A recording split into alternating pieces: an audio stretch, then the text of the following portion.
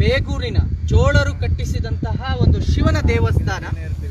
ಆ ಶಿವನ ದೇವಸ್ಥಾನದ ಪಕ್ಕದಲ್ಲಿರ್ತಕ್ಕಂಥ ಒಂದು ಕೆರೆ, ಆ ಕೆರೆಯಲ್ಲಿ ಬಿಬಿಎಂಪಿಯಿಂದ ಕಟ್ಟಿಸಿ ಇವತ್ತು ಕೂಡ ಅದನ್ನ ಅರ್ಧಕ್ಕೆ ಮುಟುಕುಗೊಳಿಸಿ ಆ ಕೆಲಸವನ್ನ ಅರ್ಧಕ್ಕೆ ನಿಲ್ಲಿಸಿರುವಂತಹ ಒಂದು ಪ್ರತಿಮೆ, ಶಿವನ ಪ್ರತಿಮೆ ದೇವಾಲಯ ಶಿವ ಇದರಲ್ಲಿದೆ, ಕೆರೆಯ ಮಧ್ಯದಲ್ಲಿದೆ.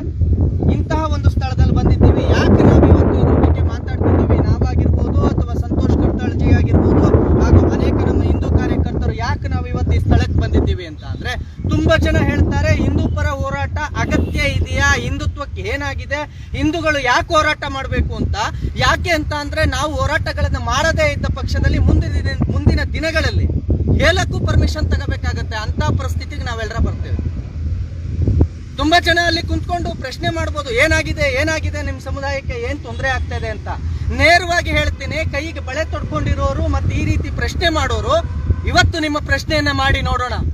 ಸರ್ಕಾರಕ್ಕಾಗಿರ್ಬೋದು, ಬಿಬಿಎಂಪಿಗಾಗಿರ್ಬೋದು, ಅಥವಾ ಇಲ್ಲಿ ಸ್ಥಳೀಯ ಜನಕ್ಕಾಗಿರ್ಬೋದು, ಅಥವಾ ಸ್ಥಳೀಯ ಮುಖಂಡರುಗಳಿಗಾಗಿರ್ಬೋದು ಪ್ರಶ್ನೆ ಮಾಡಿ ನೋಡೋಣ. ಯಾವ ಕಾರಣಕ್ಕೆ ಈ ಕೆಲಸವನ್ನ ಅರ್ಧಕ್ಕೆ ನಿಲ್ಲಿಸಿದ್ದಾರೆ ತಿಳ್ಕೊಂಡಿದ್ದೀರಾ? ತಿಳಿಸಿ ನೋಡೋಣ, ಕೇಳಿ ನೋಡೋಣ.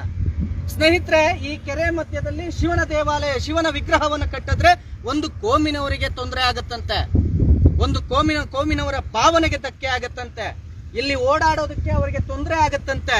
ಈ ಪಾರ್ಕ್, ಈ ಏನು ಕೆರೆ ಇದೆ, ಈ ಕೆರೆಯನ್ನ ಒಂದು ಡೆವಲಪ್ಮೆಂಟ್ ಮಾಡಬೇಕಾದ್ರೆ ಬಿಬಿಎಂಪಿ ಕೆರೆ ಮಧ್ಯಭಾಗದಲ್ಲಿ ಒಂದು ಶಿವನ ವಿಗ್ರಹವನ್ನ ಇಟ್ರೆ ಒಂದು ಕೋಮಿನವರಿಗೆ, ಇಲ್ಲಿರ್ತಕ್ಕಂಥ ಒಂದು ಕ್ರಿಶ್ಚಿಯನ್ ಸಮುದಾಯದವರಿಗೆ ತೊಂದರೆ ಆಗತ್ತಂತೆ. ಅದಕ್ಕೆ ಅವರು ಹೈಕೋರ್ಟ್ಗೆ ಹೋಗಿ ಸ್ಟೇನ ತರ್ತಾರೆ. ಈ ವಿಗ್ರಹ ಇಲ್ಲಿ ನಿಡಬಾರ್ದು, ಈ ವಿಗ್ರಹಕ್ಕೆ ಯಾವುದೇ ರೀತಿ ಕೆಲಸ ಮಾಡೋದಕ್ಕೆ ಪರ್ಮಿಷನ್ ಕೊಡಬಾರ್ದು ಅಂತ ಕೋರ್ಟ್ ಕೂಡ ಸ್ಟೇ ಕೊಟ್ಟಿರ್ಬೇಕು. ಇಂಥ ಪರಿಸ್ಥಿತಿ ಒಳಗೆ ನಾವಿದ್ದೀವಿ. ನಾವೇನು ಇಟಲಿ ಕಟ್ತಾ ಇದ್ದೀವ? ಇಲ್ಲ, ನಾವ್ಯಾವ್ದಾದ್ರು ಅರಬ್ ಕಂಟ್ರಿಯಲ್ಲಿ ಕಟ್ತಾ ಇದ್ದೀವ? ನನ್ನ ದೇಶದ ಈ ಇಡೀ ಒಂದು ಕಾಲಕ್ಕೆ ಹೋದ್ರೆ ಸಾವಿರಾರು ಎಕರೆ ಒಡೆಯ ಈ ಈಶ್ವರ ದೇವಸ್ಥಾನ, ಸಾವಿರಾರು ಎಕರೆಗಳಿಗೆ ಒಡೆಯ ಈ ದೇವಸ್ಥಾನ. ಇವತ್ತು ಆತನ ಒಂದು ವಿಗ್ರಹವನ್ನ ಕೆರೆಯಲ್ಲಿ ನಾವು ಸ್ಥಾಪಿಸ್ತೀವಿ ಅಂತ ಅಂದ್ರೆ ಇವತ್ತು ಮುಟ್ಟಾಳರು ಮತ್ತು ಮೂರ್ಖರು ಅಡ್ಡ ಬರ್ತಾರೆ ಅನ್ನೋದಾದ್ರೆ ಇದು ನಮ್ಮ ಸೌಹಾರ್ದತೆ. ಈ ಪಾರ್ಕ್ನಲ್ಲಿ ನೋಡಿ, ಏನು ಡೆವಲಪ್ಮೆಂಟ್ ಮಾಡ್ತಾ ಇದ್ದಾರೆ, ಇಲ್ಲಿ ವಾಕ್ ಮಾಡೋದಕ್ಕೆ ಅವ್ರಿಗೆ ತೊಂದರೆ ಆಗತ್ತಂತೆ. ಮಧ್ಯದಲ್ಲಿ ಶಿವನ ವಿಗ್ರಹ ಇದ್ರೆ ಯಾರಿಗೆ ತೊಂದರೆ ಆಗತ್ತೆ? ಇದು ಹಿಂದೂ ಸಮುದಾಯ, ಇದು ಹಿಂದೂ ಕಾರ್ಯಕರ್ತರ ಪರಿಸ್ಥಿತಿ. ಯಾಕೆ ಬಡ್ಕೊಂತಾರೆ ಅಂತ ಅಂದ್ರೆ ಮುಂದಿನ ದಿನ ನಿಮಗೆ ಎಂತ ಪರಿಸ್ಥಿತಿ ಬಂದೊಳಗುತ್ತೆ ಅನ್ನೋದನ್ನ ನೀವು ನೋಡ್ಕೋಬೇಕು. ನೋಡ್ರಿ, ಶಿವನ ವಿಗ್ರಹವನ್ನು ಮುಚ್ಚಿದ್ದಾರೆ ಅನ್ನೋದು. ಸಂತೋಷ್ ಕಡ್ತಾಳ್ಜಿ ಒಂದೆರಡು ಮಾತು ಇದ್ರ ಬಗ್ಗೆ ಏನ್ ಮಾತಾಡ್ಬೇಕು, ಅದನ್ನ ಏನ್ ಹೇಳ್ಬೇಕು ಅಂತಿದ್ರೆ ಹೇಳಿ.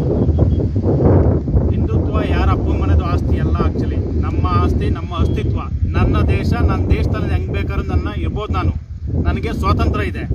ಅಲ್ಲಿ ಬಂದ್ಬಿಟ್ಟು ಅನ್ಯ ಧರ್ಮೀಯರಿಗೆ ತೊಂದರೆ ಆಗುತ್ತೆ, ಅನ್ಯ ಧರ್ಮೀಯರಿಗೆ ಏನು ಅವ್ರ ಮನಸ್ಸಿಗೆ ಒಂಥರ ಬೇರೆ ಏನೋ ಆಗುತ್ತೆ. ಇವೆಲ್ಲ ನಮ್ಮ ದೇಶದಲ್ಲಿ ನಮಗೆಲ್ಲ ಬೇಕಾಗಿತ್ತಾ ಇದೆ.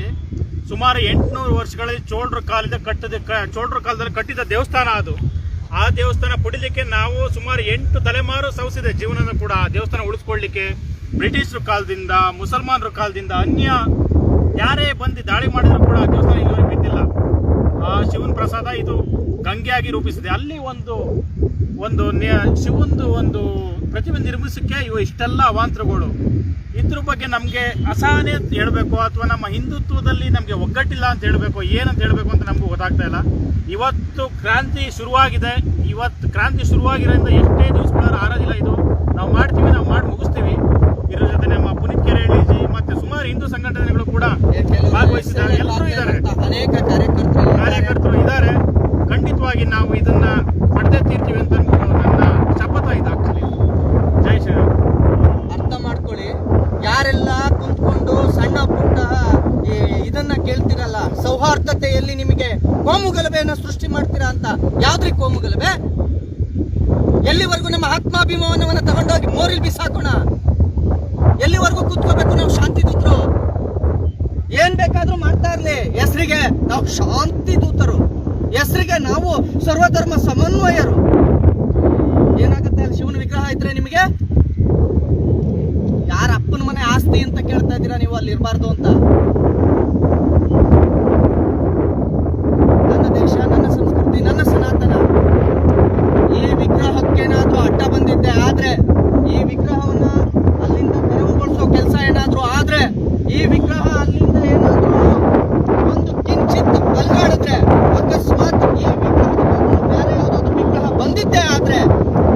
ಪರಿಣಾಮ ಸರಿ ಇರೋದಿಲ್ಲ ಅನ್ನೋದು ಮಾತ್ರ ನಾವು ಎಚ್ಚರಿಕೆಯಾಗಿ ತಿಳಿಸ್ಬೋದು. ಉದ್ಘಾಟನೆ ಆಗ್ಲೇಬೇಕು. ಇದು BBMP ಅವರಿಗಾಗಿರ್ಬೋದು ಅಥವಾ ಸರ್ಕಾರಕ್ಕಾಗಿರ್ಬೋದು ಅಥವಾ ಸ್ಥಳೀಯ ಮುಖಂಡರಿಗಾಗಿರ್ಬೋದು ಎಚ್ಚರಿಕೆಯಿಂದ ನೀವು ಇದನ್ನ ಹಿಂದೂ ಸಂಘಟನೆಗಳನ್ನ ಹಿಂದೂ ಕಾರ್ಯಕರ್ತರನ್ನ ಎದುರಾಕೊಳ್ಳೋ ಪರಿಸ್ಥಿತಿಯನ್ನ ಖಂಡಿತ ತೆಗೆದುಕೊಳ್ಬೇಡಿ. ದಯವಿಟ್ಟು ಇದನ್ನ ಉದ್ಘಾಟನೆ ಮಾಡಬೇಕು. ಇದು ಅಳ್ಳಾಡಬಾರ್ದು.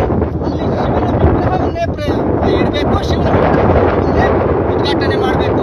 ಅದ್ರ ಬದಲಾಗಿ ಬೇರೆ ವಿಗ್ರಹ ಬಂದಿದ್ದೇ ಆದ್ರೆ ಅದಕ್ಕೇನ್ ಮಾಡ್ಬೇಕು ಅಂತ ನಿಮಗೆ ಗೊತ್ತಿದೆ. ಅದನ್ನ ನಾವು ಮಾಡ್ತೀವಿ. ಹಾಗಾಗಿ ನೀವೇ ಹೇಳ್ಬೇಕಾಗುತ್ತೆ ಏನಾಗುತ್ತೆ ಅಂತ.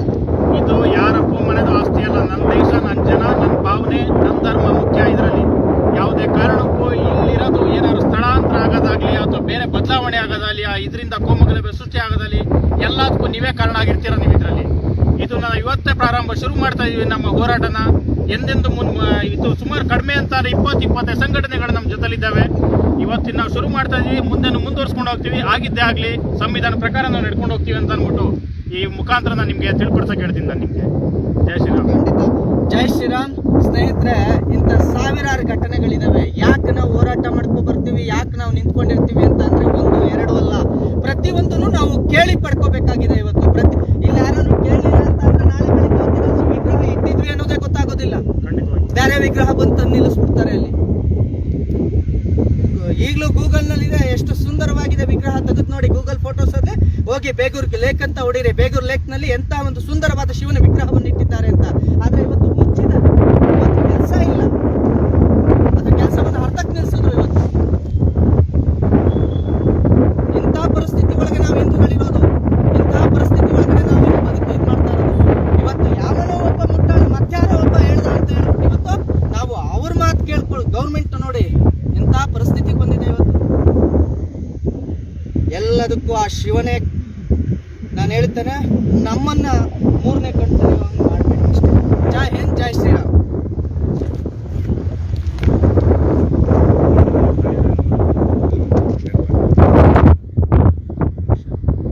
ಈ ಮಾಹಿತಿ ನಿಮಗೆ ಇಷ್ಟವಾಗಿದ್ದರೆ ಲೈಕ್ ಮಾಡಿ, ಶೇರ್ ಮಾಡಿ. ಹಾಗೆ ನಮ್ಮ ಕೋಸ್ಟಲ್ ಕನ್ನಡ ಯೂಟ್ಯೂಬ್ ಚಾನಲ್ಗೆ ಸಬ್ಸ್ಕ್ರೈಬ್ ಮಾಡಿ. ನಮ್ಮ ಹೆಚ್ಚಿನ ಅಪ್ಡೇಟ್ಸ್ಗಳಿಗಾಗಿ ಕೋಸ್ಟಲ್ ನೆಟ್ವರ್ಕ್ ಇನ್ಸ್ಟಾಗ್ರಾಮ್ ಪೇಜ್ ಹಾಗೆ ಫೇಸ್ಬುಕ್ ಪೇಜ್ಗೆ ವಿಸಿಟ್ ಮಾಡಿ. ಧನ್ಯವಾದಗಳು.